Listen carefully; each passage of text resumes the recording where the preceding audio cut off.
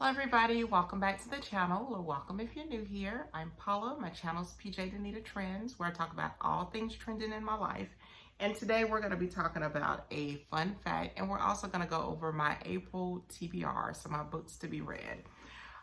So you saw the title, and that's probably why you clicked on the video.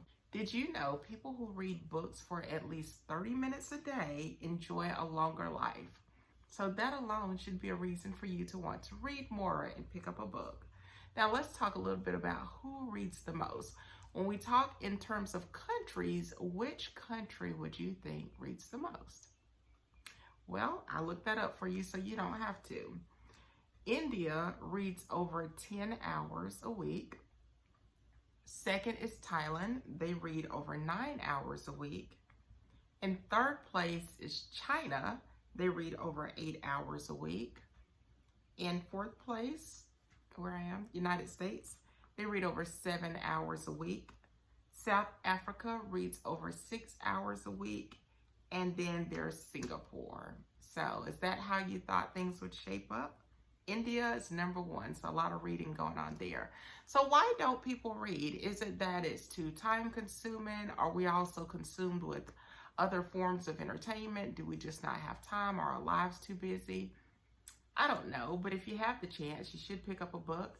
Also, it's not just in the format of book reading. A lot of people like reading comments, I've noticed. So you can post videos. A lot of people consume the content and they scroll through the comment section. So let me know in the comments down below, how do you get in your reading? Do you read 7 hours a week if you're in the United States where I am, or do you read less than 7 hours a week? Do you read for your job? Do you read for school? Where are you reading? Why are you reading? Just let me know. So we're going to pivot now and talk about the books that I will be reading or plan to read or have already started to read for the month of April. Did you know that picking up a book could actually help you live longer? Well, it's true. Studies have shown that people who read regularly, especially books, live up to 2 years longer than those who don't. Why? Because reading stimulates your brain. It reduces stress, it improves sleep, and it builds empathy. It's like a workout for your mind that keeps you sharp and mentally agile as you age.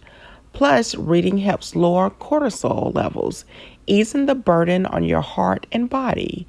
It's not just entertainment, it's a science backed longevity hack.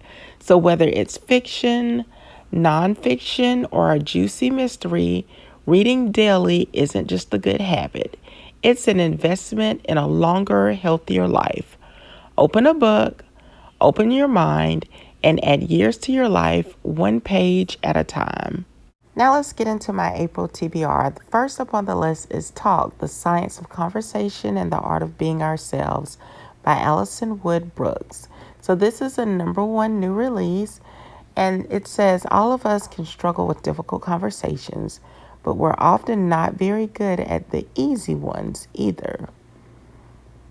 Though we do it all the time, Harvard professor Alison Wood Brooks argues that conversation is one of the most complex and demanding yet delicate of all human tasks, rife with possibilities for misinterpretation and misunderstanding. So that one caught my eye. Next on my list is Good Energy, the surprising connection between metabolism and limitless health. What if depression, anxiety, infertility, insomnia, heart disease, type 2 diabetes, Alzheimer's, dementia, cancer, and many other health conditions that torture and shorten our lives actually have the same root cause? Now, this next book has been on my list for quite some time, and I keep passing it by, but it keeps coming back. The Psychology of Money.